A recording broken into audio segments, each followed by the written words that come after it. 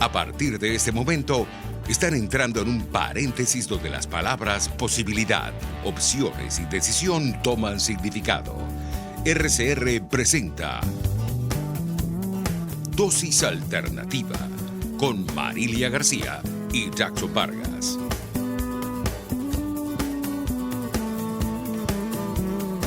Amigos, ¿qué tal? Sean bienvenidos como siempre a este su espacio Dosis Alternativa. Les saludamos Jackson Vargas y Marilia García. Recuerden que pueden seguirnos e interactuar con nosotros a través de nuestras redes sociales en Twitter por @RCR750.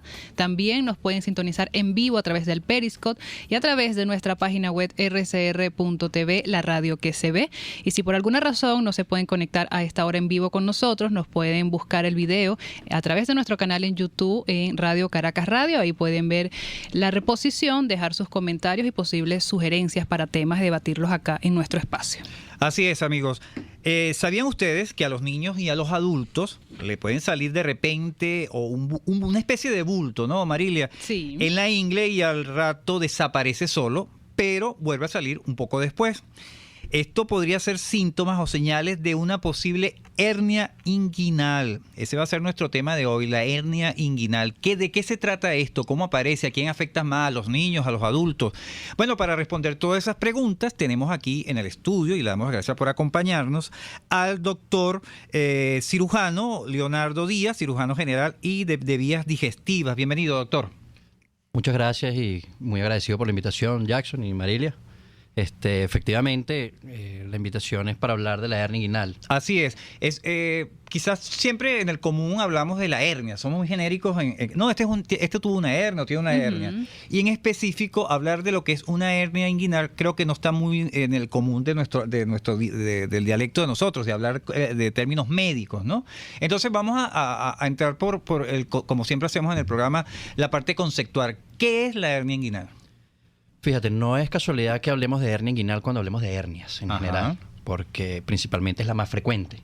¿Ok? Cuando hablamos de hernias en términos globales, casi el 70% de ellas se desarrollan en la ingle, pero bien es cierto lo que dices, se puede generar en el ombligo y se puede generar en otras partes, conceptualizando la hernia como un saquito que protruye a través de un defecto adquirido que tenemos todos en nuestra pared abdominal. Es decir, la pared abdominal está formada por varias capas.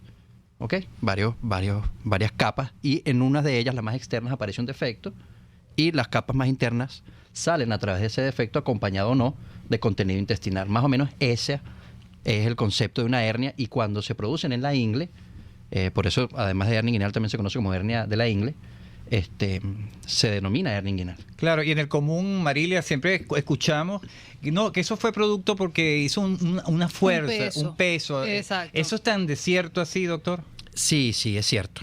No solo levantar un peso, también los pacientes tosedores crónicos, pacientes que pujan crónicamente porque tienen la próstata recrecida, por ejemplo, o estreñimiento. Estreñimiento, correctamente. Los pacientes que producen un esfuerzo superabdominal, acordémonos todos cuando vamos a levantar un peso o cuando tosemos o cuando pujamos porque estamos estreñidos, claro. Ese esfuerzo que hacemos en la pared abdominal aumenta la presión y nos ocasiona o nos puede condicionar una hernia de cualquier lado, no solo inguinal.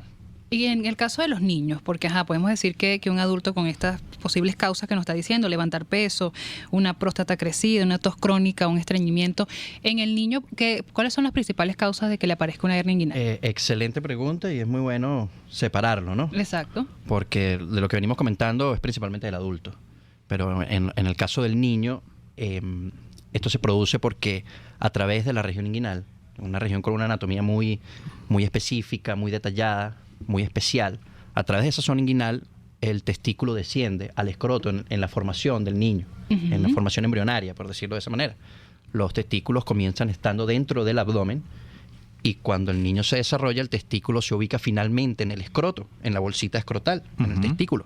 Entonces, ese pasar por esa zona inguinal, si ese conducto, ese pasadizo no se cierra, claro, se oblitera al momento del nacimiento y queda permeable, allí se ocasiona un defecto, una hernia, o un lugar por donde el contenido intestinal va a pasar constantemente al escroto de ese niño.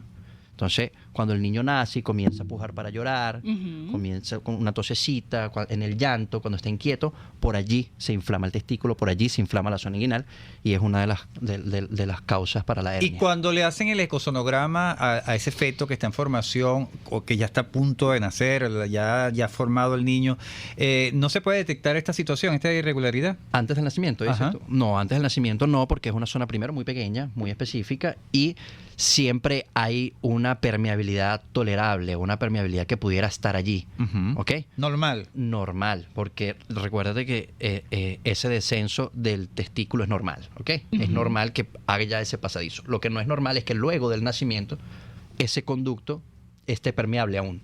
Entonces, es algo que se diagnostica en el nacimiento y más que cualquier eco, más que cualquier otra cosa, es el examen físico del cirujano, en este caso cirujano pediatra, que lo detecta. ¿Y ese examen en qué tiempo se hace? Hay que esperar. Antes de hacer esta pregunta, prefiero, Marila, caer en la pregunta de cuáles son los síntomas para el niño saber si está en esta situación. Tanto el niño como el adulto, ¿no? Claro. Sí, pero como venimos en el caso del niño, para hacer como una hilación allí. Claro, y tan chiquito como darse cuenta uno. El niño, aumento de volumen, una protrusión, una bolita que sale allí en la zona inguinal, recordando la zona inguinal o para aclarar la zona inguinal como la parte más alta del muslo o más baja del abdomen, lateral a la región genital, ¿ok? Cuando hay un bultico allí, doloroso, que al niño le molesta, le duele, y que ese aumento de volumen hay algo muy característico, que es que se presenta o molesta más o se ve más cuando el niño llora, cuando el niño puja, cuando el niño está inquieto, pero cuando el niño está relajado, acostado, tranquilo, durmiendo, el bultico o no está o desaparece solo al tocarlo. Esas son características de la hernia. Perfecto. ¿No? Y esto le puede dar también a un niño que tenga estreñimiento, ¿no? O cuando le viene la tos. Bueno, en el caso de los niños es por este motivo que te expliqué, ¿no? La permanencia de ese conducto, ¿ok? Más que todo la tos y el estreñimiento serían desencadenantes para que moleste, para que el niño se queje, ¿no? Pero no serían la causa principal. ¿Y esto se diagnostica, doctor, en los primeros días de nacido del niño? Sí, aparece en los neonatos, pues, los recién nacidos, y va aumentando su incidencia con el paso de los primeros meses. Luego, si ya este conducto definitivamente fue cerrado, es decir, el niño no tiene hernia, ya comienza lo que es la hernia del adulto, que si bien es cierto que está en la misma zona, ya es por motivos o causas diferentes. Claro, es otra circunstancia. Amigos, estamos conversando con Leonardo Díaz, cirujano general de vías digestivas. El tema de hoy, la hernia inguinal en niños y adultos. Le pregunto, doctor, claro, la pregunta es, la genética sexual del niño y la niña son diferentes. Si se le presenta esa hernia al niño, ¿los síntomas son iguales que a las niñas? Los síntomas sí, pero la frecuencia es muy diferente. Es muchísimo más frecuente en los niños, los varones, que en las niñas. Por lo que te acabo de explicar del descenso del testículo. Por eso, ¿okay? por esa es la pregunta. Esa es la pregunta. Y es igual de dolorosa. Ya cuando se presenta tanto en la niña, va a ser igual que los mismos síntomas que en el niño.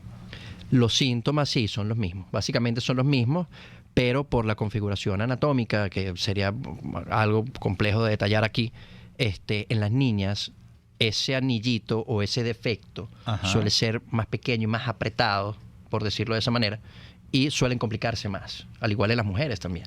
O sea, cuando las mujeres tienen hernias suelen presentarse ya lo que nosotros llamamos atascado, encarcerado, con obstrucciones, porque el anillo es más rígido y más pequeño. Ese lugar por donde sale ese saquito, que como dije al comienzo, pudiera o no estar acompañado de órganos abdominales, perdón. En el caso de las mujeres suelen complicarse más. Si son más raras, o sea, la incidencia es mucho menor, pero suelen complicarse más. Quizás en las mujeres se le complica y es más doloroso por el proceso de la menstruación. Quizás puede influir allí. Bueno, no hay una relación directa con la menstruación como tal, ¿ok? Sí con el dolor y el disconfort, ¿no? Pero no hay una relación directa con la menstruación. Bien, amigos, vamos a hacer la pausa correspondiente a esta hora. Estamos conversando con Leonardo Díaz, cirujano general y de vías digestivas. Nuestro tema de hoy, la hernia inguinal en niños y adultos. Varios datos que nos está dando el doctor aquí, sobre todo para los padres que están siendo padres primerizos, que básicamente la orientación va dirigida hacia ellos, en especial de los niños, y por supuesto para los adultos, ¿no? Claro, que también pueden experimentar este tipo de situación de salud. Vamos a la pausa y ya regresamos. Volvemos en breve con más Dosis Alternativa. Porque en la gama de posibilidades, usted toma la decisión. Solo por RCR 750 AM y rcr.tv. Puede seguir nuestra programación a través de rcr.tv, la radio que se ve. ¿Te gustaría darle un cuidado especial a tu mascota? Vexpress Servicios Veterinarios somos la respuesta. Te ofrecemos vacunaciones, desparasitaciones, baños medicados antiparasitarios y estéticos, ecosonografía, laboratorio, cirugía y además contamos con trámites internacionales de viaje. Estamos ubicados en Caracas, en la avenida Páez del Paraíso. Contáctanos a través del 0212-914-3311 y 0414-316-4951 y en las redes sociales por @Vexpress. Vexpress, todo en servicios veterinarios. Al viajar, siempre es importante contar con el apoyo 24/7 de un asesor turístico. Y en Madi Traveling te brindamos toda la seguridad en tus alojamientos, facilidad en la compra de boletos nacionales e internacionales, seguro de viajes y atractivos paquetes turísticos. Contáctanos por el 0424-167-8178 y en Instagram por @Madi Traveling. Madi Traveling, tu mejor opción en viajes. La sonrisa es nuestra mejor carta de presentación y la doctora Yoconda Mazzochín te ofrece los mejores y más accesibles servicios odontológicos para que adultos y niños luzcan una dentadura impecable. Te ofrecemos blanqueamientos, prótesis dental y un excelente diseño virtual de sonrisa. Estamos ubicados en Bellomonte, Torre Financiera, Caracas. Contáctanos por el 0212-751-5165 o el 0424-208-0402 y en Instagram por @OD-YocondaM. Una ventana para las propuestas y denuncias de las comunidades populares de Venezuela. Evelyn Martínez y la Red de Ciudadanos llegan debatiendo problemas y promoviendo soluciones. Es el Radar de los Barrios.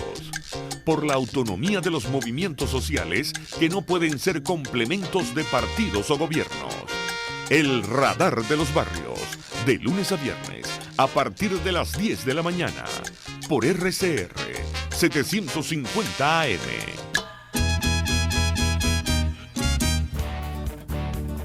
Les estamos presentando Dosis Alternativa con Marilia García y Jackson Vargas, solo por RCR 750 AM y rcr.tv, la radio que se ve.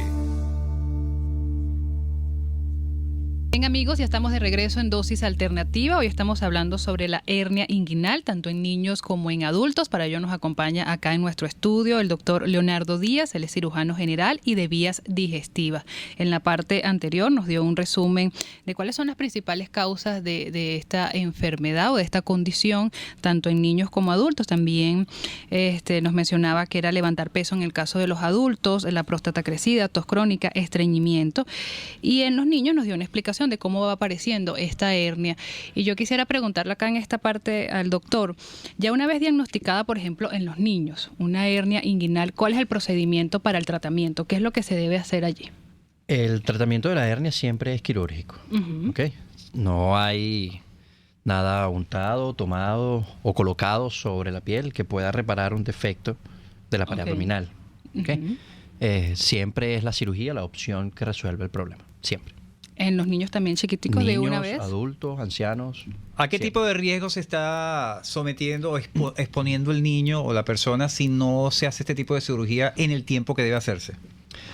El riesgo es que a través de ese defecto, que a medida que va pasando el tiempo se va haciendo cada vez más grande y más permeable, aparece contenido o órganos intraabdominales en ese saquito de esa hernia, en esa bolsita.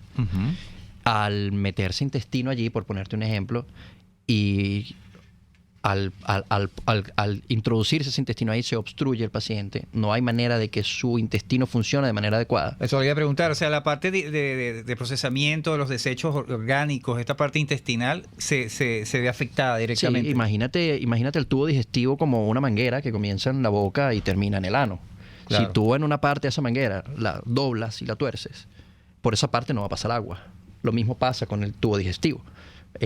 deja de pasar el contenido intestinal y el paciente no puede llevar el bolo alimenticio o su contenido intestinal a donde debe de ir, Claro. a su destino final. Por ende, hay una obstrucción que va progresivamente agravándose al punto donde si deja de llegarle sangre a ese intestino, hay una muerte de esa parte de intestino, se puede perforar y pueden pasar cosas que pueden comprometer incluso la vida del paciente. Imagínate, es interesante. Luego, cuando dice cirugía, y sobre todo en niños, asusta mucho, sobre todo a los padres. Sí. ¿Cómo es este tipo de cirugía, doctor? En el caso de los niños y en el caso de la hernia no complicada, Ujú. que es el momento ideal de operarla, es el esfuerzo, debemos hacerlo por captar a ese paciente al cual no tiene complicación aún. Una hernia que se puede preparar de manera electiva, es decir, programar un día, Exacto, tenés todo un tiempo preparar para... al niño el día antes y operarlo con anestesia general en el caso de los niños. En el caso de los adultos puede ser una anestesia conductiva, o lo que llamamos anestesia conductiva, que es cuando se duerme la mitad inferior del cuerpo del paciente. Ujú. Puede estar despierto, pero no va a sentir la cirugía. ¿Ok? Claro. ¿Y la dieta de esa persona afectada cambia? ¿En ese lapso hay que cambiarle la dieta? No. A una hernia no complicada no debería cambiar en lo absoluto la dieta del paciente. ¿Ok? El paciente se supone que debe volver a la normalidad al recuperarse de la anestesia. Claro, porque yo digo, cuando usted me habla de obstrucción, por ejemplo, alimentos como los granos, que es más difícil el procesamiento, el traslado, Los eso lácteos también. eso no le genera más problemas a la persona, de repente más dolores quizás. ¿Cómo no? Los generaría en el caso extremo que te planteé hace un momento de la hernia complicada, en la cual el intestino sufrió y en algunas oportunidades hay que quitar parte de ese intestino y volverlo a pegar, por decirlo de esa manera, ¿no? Claro. Hacer una resección y anastomosis, que es el término médico, que realmente se trata de seccionar esa parte de intestino y volverla a pegar. Si ese procedimiento se realizó además de la reparación de la hernia, sí debe llevar una recuperación dietética posterior en los primeros días con una dieta especial, pues propia de un paciente no operado de una hernia, sino propia de un paciente que se le resecó parte del intestino. O sea, que es otra cirugía quizás más complicada. Eleva el nivel de complejidad, sí, correctamente. O sea, ¿y el tiempo de recuperación cuánto puede tardar? Va Poniendo los hablando- dos casos. poniendo No los dos- complicada perfecto. y... Hablando del paciente no complicado, que es la cirugía electiva, el paciente se recupera al pasar la anestesia. ¿Ok? Poco a poco se va incorporando a sus actividades naturales y lo normal es que en 8 días esté incorporado a su actividad normal. ¿Ok? Hay técnicas de reparación múltiples, ¿no? Poniéndonos en nuestra realidad ahorita, quizás el acceso a las mallas, que es lo ideal, no esté para todos y no esté en todos los centros. Entonces, una persona que se operó con malla va a tener más seguridad o menos riesgo de que vuelva a aparecer esa hernia, al que lamentablemente por las condiciones inherentes al paciente o inherentes al lugar donde lo operamos, no le pudimos poner hernia. No le pudimos poner malla, perdón. Ajá. Ese paciente se recupera con más lentitud, ese paciente le duele más, ese paciente probablemente le aparezca de nuevo la hernia. Entonces, depende de eso. Y por supuesto, como comenzaste tu pregunta, depende también si fue de emergencia o no y si había compromiso intestinal o no. Claro, y ahí Claro. también entran detalles, ¿no? El caso de personas, el caso de adultos, personas que trabajen levantando peso, el tipo de trabajo que requiera fuerza. Si ya fue operado ese tipo de hernia, ya no debería seguir trabajando en ese tipo de actividad. Correcto, no debería. No debería, ¿no? Porque está expuesto a ese tipo de condición nuevamente. Sí. Sin embargo, planteando el escenario ideal, ¿no? Que es el que todos queremos. Que una hernia fue captada previo tiempo. a sus complicaciones, a tiempo, y se operó bajo las condiciones ideales, con una malla ideal. Ese paciente debe incorporarse a su rutina sin ningún problema. Y se supone que entre 3 y 6 meses ese paciente debe llevar una vida normal. Incluso levantar peso si es que lo levanta o forma parte de su rutina. Pero no debería excederse. No, nadie debe exceder. Sí, porque de su es que lo que capacidad. pasa es que hay tipos de trabajos donde lo normal no es normal. ¿Entiendes? Sí, correcto. Trabajo de cargar Cuando, doctor, materiales, cuando quizás. Disculpa que te interrumpa allí, Jackson. Cuando dices malla, para ubicarnos un poco los oyentes y nosotros, es esta cirugía por laparoscopia, que es lo más avanzado que tienen ahorita en la cirugía. Ok, para aclarar un poco, la malla es solamente la colocación de una prótesis, un reforzamiento. ¿Ok? Si tú tienes un hueco, un defecto en cualquier lado, asume como que pusiste encima de eso una prótesis, una mallita, una capa. ¿Ok? Ok. Esa puede ser colocada por técnica abierta o por técnica laparoscopia. No es un condicionante de que malla es igual a laparoscopia. Ah, ok, sí. Quería aclarar eso. La para- laparoscopia vino después incluso de las técnicas con malla. En la evolución histórica de este tipo de cirugía, primero se hacían sin malla, después apareció la malla y ahora viene el advenimiento de la laparoscopia con malla, porque ya, para aclarar el término, no es concebible que tengas la malla y no la uses para reparar una hernia. O sea, toda hernia debería ser reparada con malla. No deberíamos reparar sin malla, ¿ok? Lo hacemos por las condiciones ya mencionadas, inherentes al centro, a la persona, a lo que estamos viviendo, pero lo ideal es hacerlo con malla. Porque facilita la contención, ¿no? Sí. Es como tapar es ese... Es porque si no le colocas la malla, haces una técnica que se llama contención. Es decir, estás traccionando los tejidos y a la fuerza lo estás llevando a su lugar. Claro. ¿Ok? Entonces, si lo estás haciendo a la fuerza y el paciente hace un esfuerzo al otro día, valga la redundancia, eso se puede abrir nuevamente. Pero si la reparación que estás haciendo lo haces libre de tensión, es decir, sin fuerza, no estás forzando los tejidos a que lleguen a ningún lugar, simplemente estás cubriendo el defecto con una malla. Está libre de tensión, no hay fuerza allí, no hay fuerzas encontradas que hablan en un sentido y otro. Entonces eso hace que la recidiva o la probabilidad que vuelva a aparecer esa hernia sea mínima. Claro. Doctor, retomando un poco lo que estábamos hablando de esta hernia inguinal cuando aparece en los niños, pero en este caso en las niñas, ¿el caso del ovario corre un riesgo de esas niñas ser afectadas por esta hernia? Son casos excepcionales y muy raros las hernias que en el sexo femenino comprometen el ovario. Es muy raro por la localización anatómica propia intraabdominal del ovario. Si la hernia en la mujer se acompaña de otros órganos más frecuentemente que el ovario. No es tanto como el compromiso del testículo en el hombre, que el testículo o los vasos que irrigan el testículo, quien le lleva sangre, el conducto deferente que trae los espermatozoides del testículo, todo eso va por el mismo lugar donde iría una hernia. Claro. Entonces, en el caso de la mujer no es así. El ovario y los órganos genitales están más dentro de la cavidad abdominal, entonces no hay un compromiso del ovario como tal. Sin embargo, hay casos excepcionales y raros en los cuales el ovario está afectado dentro de una hernia. ¿Y qué se hace allí? La cirugía inmediata. Cirugía inmediata en todos los casos. En todos los casos. No hay una contraindicación a la cirugía, salvo circunstancias de vida o muerte del paciente, pues grandes riesgos propios del paciente. Claro, pero es otro escenario. Esta niña afectada podría perder el ovario, su función, si se deja el tiempo que esa cualquier órgano que dure mucho tiempo dentro del saco de la hernia y se compromete su irrigación está en riesgo de perderse. Sí. Pero pienso que el ovario no es el caso característico porque no es lo frecuente. O sea, es muy raro, muy extremadamente raro que aparezca un ovario dentro de un saco herniario. En conclusión, los demás riesgos es en tal caso lo masculino. Correcto. Así es. Bueno, doctor, lamentándolo mucho, estamos llegando ya al final de nuestro espacio. Nos gustaría conocer cuáles son sus redes, sus puntos de contacto. ¿Cómo no? En Twitter e Instagram, Leonardo Piso Díaz 86. Así es. Bueno, doctores, agradecido con ustedes. Estuvimos conversando con Leonardo Díaz, cirujano general de vías también digestivas. Hoy nos aclaró todo con respecto a la hernia inguinal, tanto en niños como en adultos. Que es muy común, ¿no? Y que es quizás la más común, como nos dijo el doctor. Bien, amigos, estuvimos trabajando para ustedes en la dirección general de la estación, Jaime Nestares. En la gerencia de producción, Wilix Arcaya. En los controles, César Arteaga. Recuerden que pueden seguir interactuando con nosotros a través de nuestras redes sociales en Twitter por @RCR750, sintonizarnos en vivo a través del Periscope y a través de nuestra página web rcr.tv, la radio que se ve. Les invitamos a que continúen ahora con el Radar de los Barrios. Hasta aquí, esta emisión de Dosis Alternativa. Nosotros le proporcionamos el abanico de posibilidades. Ustedes toman la decisión. Solo por RCR 750 AM y rcr.tv, la radio que se ve.